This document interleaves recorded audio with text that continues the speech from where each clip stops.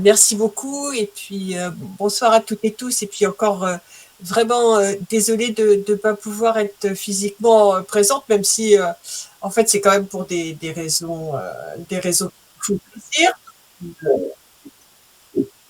Est-ce que le son c'est bon là? Ouais. Donc voilà. Alors en fait, ce sur quoi je voudrais commencer peut-être par insister, c'est sur le fait qu'il n'y a pas une crise écologique, si tant est qu'on puisse parler de crise, parce que quelquefois, quand on parle de crise, c'est quelque chose de passager et puis c'est un mauvais moment à passer, en quelque sorte, et puis ça va s'arranger après. Bon, on n'est pas là tout de suite exactement dans ce genre de situation, et donc on peut dire qu'on a plusieurs fronts et plusieurs fronts de catastrophes, avec un problème supplémentaire, c'est que ces fronts, ils ne sont pas juste juxtaposés comme ça les uns à côté des autres, mais qu'en fait, ils s'aggravent les uns des autres. Alors, euh, c'est vrai que pour une grande part, notre réflexion, elle s'appuie aussi sur le travail des scientifiques, parce que c'est important aussi de mettre des données un petit peu objectives sur la situation. Alors, si on veut justement essayer d'étudier ces catastrophes et ce à quoi on est confronté, on se fie aussi au travail des scientifiques. Et euh, en fait, ils ont déterminé des indicateurs à l'échelle mondiale pour essayer de mesurer les différents problèmes qui peuvent agir sur les conditions dans lesquelles on va pouvoir habiter sur la Terre. Ces critères, ils sont au nombre de 9. Bon, il y en a que 8 qui sont mesurables, enfin peu importe. Mais en fait, ce qui est important, c'est que pour ces critères, à chaque fois, on dit, ben voilà, il y a un seuil au-delà duquel on est dans une zone rouge, dans une zone de danger. En fait, il y a 5 de ces 9 critères pour lesquels on est passé dans la zone rouge, dans la zone de danger. C'est évidemment la question du climat, c'est la question de la biodiversité, c'est la question de l'utilisation des sols, c'est la question de ce qu'on appelle le cycle de l'azote et du phosphore. Là, on est dans quelque chose qui touche spécifiquement l'agriculture industrielle avec l'utilisation des engrais artificiels, des engrais azotés. Voilà. Et puis, celle qui vient de s'ajouter, c'est celle des déchets plastiques.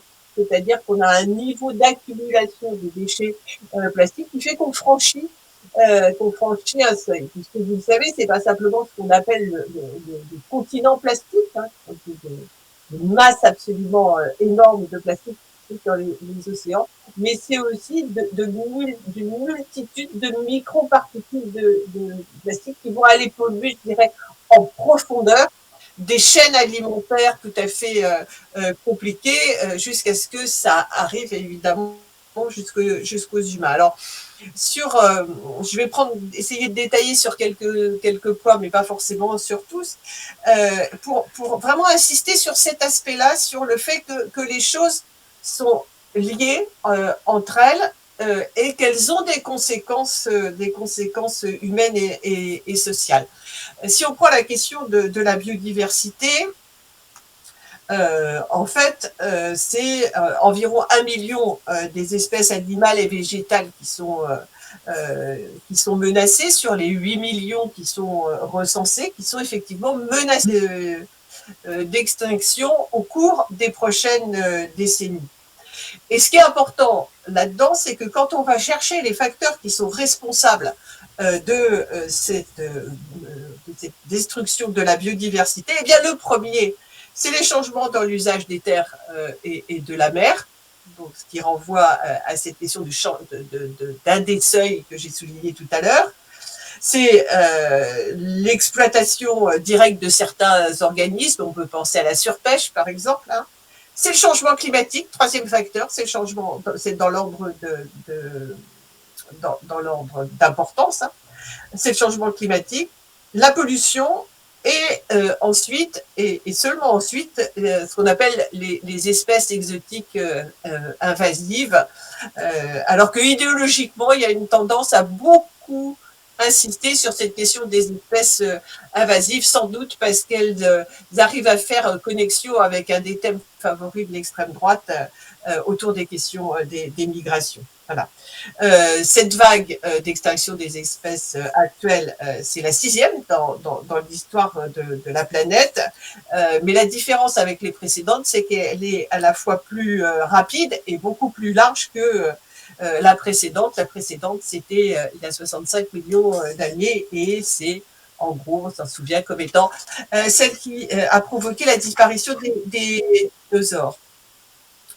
Le deuxième, c'est le changement climatique. Ça, j'y reviendrai plus longuement ensuite. Mais on sait que notre réchauffement actuel, il a dépassé les 1,1 degré par rapport au moment où on a commencé à mesurer les températures, c'est-à-dire au moment de début de l'industrialisation, c'est-à-dire le milieu du 19e siècle. On en a la perception essentiellement au travers de ce qu'on appelle les phénomènes climatiques extrêmes. Bon, là, on est servi, on n'a que l'embarras du choix. C'est les grandes sécheresses ou les grandes inondations, les pluies torrentielles, les incendies, bon, dont on voit phénomènes climatiques extrêmes qui sont à la fois de plus en plus nombreux et de plus en plus violents. Bon, on le voit avec les incendies, les méga-feux, maintenant on appelle ça, dans toute une série de régions du monde, y compris pour nous peut-être les plus inattendues, puisque ça va frapper aussi le Groenland ou la Sibérie. Ce qui est important, c'est qu'évidemment, c'est des dommages irréparables à la biodiversité, et c'est en même temps quelque chose qui va emballer encore plus le changement climatique. Dans les autres phénomènes extrêmes, bon, on voit ce qui s'est passé ces derniers mois avec les inondations et les pluies torrentielles comme au Pakistan. Et là, on mesure effectivement l'impact absolument catastrophique sur les populations. Si on prend la question du changement d'utilisation des terres, c'est-à-dire, bon, l'essentiel, c'est la déforestation, mais c'est aussi la destruction de toute une série de zones, je pense en particulier aux zones humides, aux mangroves par exemple, bon, qui sont en général des ressources extrêmement importantes de biodiversité. C'est une dégradation des sols et c'est en particulier la déforestation, c'est une contribution très très importante à l'augmentation du changement climatique. Hein. C'est la première cause, vous le savez, ce sont les émissions de gaz à effet de serre, mais la seconde, c'est la déforestation. Bon. Et on est dans une situation, par exemple, aujourd'hui, de destruction de l'Amazonie, par exemple, qui jouait un rôle extrêmement important pour capturer le CO2 qu'il y a en trop dans l'atmosphère, hein, CO2 qui est un gaz à effet de serre qui va donc être la cause directe du changement climatique. Et bien avec la destruction de la forêt amazonienne, on va se trouver dans une situation où au lieu d'être un puits qui absorbe le carbone, on va se retrouver avec quelque chose qui est émetteur de carbone, ce qui évidemment va démultiplier les conséquences sur le changement climatique. Et globalement, on peut dire que des terres dégradées qui absorbent de moins en moins de CO2, donc vont lutter moins contre le changement climatique. Mais quand le changement climatique, on va avoir des terres de plus en plus dégradées. Donc vous voyez, on se trouve une situation un petit peu qui s'auto-aggrave elle-même. Hein, voilà, c'est ce qu'on appelle en langage technique les boucles de rétroaction positive. On a exactement la même chose avec les océans, hein, avec qui s'accélère en moyenne de la Terre, donc qui va aller plus vite sur les océans, ce qui est aussi un problème, qui va faire que les océans vont absorber moins de CO2. Absorbant moins de CO2, ils vont contribuer davantage au réchauffement climatique, donc au réchauffement des océans, qui se réchauffant vont absorber moins de CO2. On pourrait dire la même chose de la fonte des calottes glaciaires. C'est particulièrement, vous l'avez vu, là encore, avec ce qui se passe dans le Groenland. Mais ce qui est dramatique, c'est qu'en fait, là encore, on est dans des zones qui se réchauffent beaucoup plus vite. On pensait que c'était 2 fois plus vite. En fait, il semble que ce soit 4 fois plus vite que le reste de la surface de la Terre, avec beaucoup de problèmes qui sont liés à ça. C'est-à-dire que la fonte va de ces sols qui étaient en permanence gelés va libérer beaucoup de méthane. Or, le méthane est un gaz extrêmement réchauffant, beaucoup plus puissant dans sa capacité à réchauffer l'atmosphère que ne l'est le CO2 qu'on prend en général comme référence. Ça, c'est le premier problème avec la destruction des calottes glaciaires. Le deuxième problème, c'est lié à un phénomène physique. En fait, vous le savez, les surfaces très très claires, les surfaces blanches, dans l'idéal, une neige parfaitement blanche renvoie énormément de rayonnement qu'on appelle l'effet albédo. Le problème, c'est que quand la banquise fond, on va substituer à une surface complètement blanche qui renvoie parfaitement les rayons du soleil une surface sombre, celle des océans, qui, elle, au contraire, va capter ce rayon au voilà. Tout ça pour expliquer le fait que dans ces histoires de changement climatique, non seulement on a des interactions avec une série d'autres destructions, mais que surtout, on n'est absolument pas dans quelque chose qui va être linéaire. C'est pour ça qu'on parle beaucoup de points de basculement, de possibilités, au-delà d'un certain seuil, de passer de l'autre côté, je dirais d'une certaine manière, hein, et ne plus être dans quelque chose qui grimpe tranquille, ou pas tranquille, quelque chose qui menace. C'est particulièrement ce qui se passe avec cette histoire de fonte des glaces dans les pôles, qui aurait évidemment comme conséquence immédiate la question de l'élévation du niveau des océans, avec là un effet extrêmement important, direct et destructeur sur les populations, puisque les populations humaines en général se sont plutôt concentrées dans les zones de très très faible altitude, dans les zones littorales, dans les deltas, etc. Bon, on pense évidemment mais pas seulement, hein, toute une série de très grandes villes. Bon, moi, j'habite près du Havre, par exemple, bon, qui seraient directement touchées par l'élévation du niveau des mers. Et puis, si on regarde ça avec nos yeux d'anticapitalistes, c'est évidemment un accélérateur des injustices, je dirais dans les deux sens, hein, c'est-à-dire du côté des coupables. À l'échelle mondiale, le 1% des plus riches du monde émettent 2 fois plus de CO2 que la moitié la plus pauvre de l'humanité. Je dis doucement, on a mal à l'imaginer. On peut prendre ce chiffre-là. Vous savez que réduire autant que possible le changement climatique, les émissions de gaz à effet de serre. Bon, et si on veut rester en deçà de cette limite de 1,5 degré d'augmentation de la température moyenne de la Terre, vous voyez qu'on n'en est pas loin puisqu'on a dépassé les 1,1 degrés d'augmentation, on est plutôt arrivé à 1,2. Eh bien, si on veut rester en deçà de ces 1,1, au-delà desquels, effectivement, on a la menace de ces points de bascule dont je vous parlais tout à l'heure.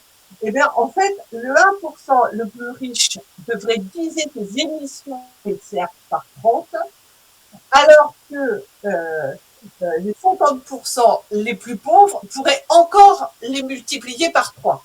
Donc, ça donne une idée des inégalités sociales qui sont aussi des inégalités régionales, hein, nord-sud,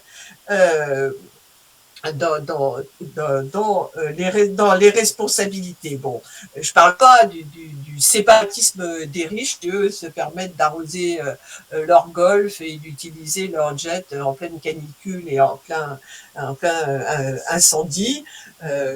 Bon, je ne vais pas vous abreuver de chiffres parce que d'abord les chiffres, après on s'en souvient pas, mais bon. Mais je voulais insister sur le fait quand, bon, évidemment, on a à l'idée la surconsommation des riches, hein, avec leur SUV, etc. Mais c'est pas seulement ça. Les riches, c'est aussi le patrimoine qu'ils possèdent, le capital qu'ils possèdent, et la façon dont ce capital va contribuer ou pas aux émissions de gaz à effet de serre. Le patrimoine financier des 63 milliardaires français émet autant de gaz à effet de serre que celui de la moitié des ménages. Voilà, donc là on voit la façon dont la concentration du capital va de pair avec la concentration des responsabilités dans le changement climatique. L'égalité, là on le voit du point de vue des responsabilités, mais c'est aussi les inégalités du point de vue des conséquences. C'est évidemment les peuples du Sud et les plus pauvres au Nord qui payent le plus cher la facture du changement climatique et de ses effets. Bon, je vois quand il y a des catastrophes, elles frappent d'abord les quartiers les plus populaires, les zones les plus populaires. Mais si on prend, par exemple, dans les derniers éléments qu'on a eu, par exemple, sur l'augmentation de la faim dans le monde, eh bien, on a un lien direct entre cette augmentation de la faim dans le monde et l'exposition aux catastrophes. Le nombre de personnes souffrant gravement de la faim dans le monde a plus que doublé depuis 2016 dans des pays qui sont directement exposés aux grandes sécheresses. Je pense à la Somalie, à Haïti, au Kenya, le Guatemala. Bon. On a un quart de la population, qui est évidemment le quart la plus menacée d'une pénurie d'eau. Je veux dire 2 mots sur la question, parce que c'est un thème qui est évidemment utilisé jusqu'à la nausée par l'extrême droite, mais aussi par la droite et par le gouvernement. Évidemment, oui, le changement climatique est une cause extrêmement importante et sera une cause de plus en plus importante de migration.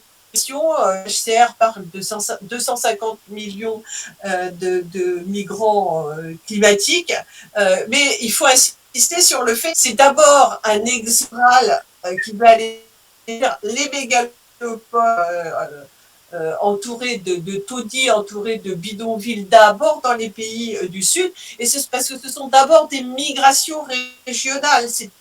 Dans leur immense majorité, ces réfugiés climatiques, on peut dire, vont se déplacer au plus près, qui leur permet d'être à l'abri de la catastrophe, mais pas à l'autre bout du monde. Les migrations du sud vers le nord sont absolument marginales dans ce cas-là. Et puis la dernière chose sur laquelle je voulais insister, c'est sur les conséquences en termes de santé.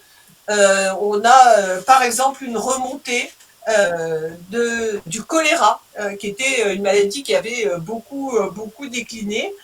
C'est une maladie qui est directement causée par les effets du changement climatique, en particulier les inondations et tout ce qui touche à l'accès à l'eau potable. Et bien le choléra fait un retour en force, puisque alors que quasiment disparu depuis le début de l'année. 26 pays ont fait état d'épidémie, et avec en plus des létalités, c'est-à-dire le fait que cette maladie conduise à la mort du patient, sont 3 fois plus élevées qu'elles ne l'étaient dans les années précédentes. Et puis évidemment, on ne peut pas ne pas parler de la pandémie, de ces zoonoses, de ces maladies qui sont qui sont causées par des virus qui étaient d'abord présents des espèces animales plutôt à l'état sauvage, et qui vont se transmettre à l'homme. Bon, ces pandémies, ces zoonoses se sont absolument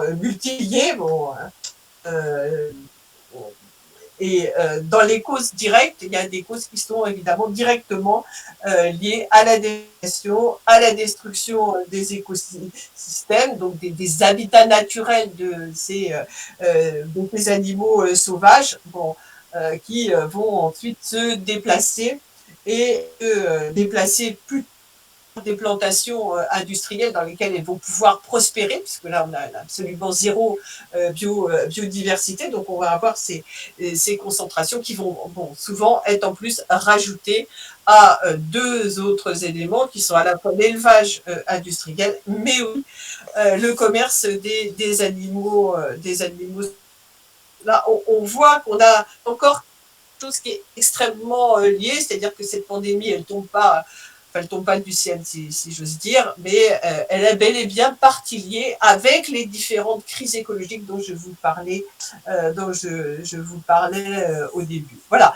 Tout ça est d'une extrême gravité. Je le répète, la crise climatique n'est pas la seule, mais c'est la plus globale, la plus interconnectée avec les autres crises, à la fois en termes de conséquences et de causes. Hein. Ça marche dans les deux sens.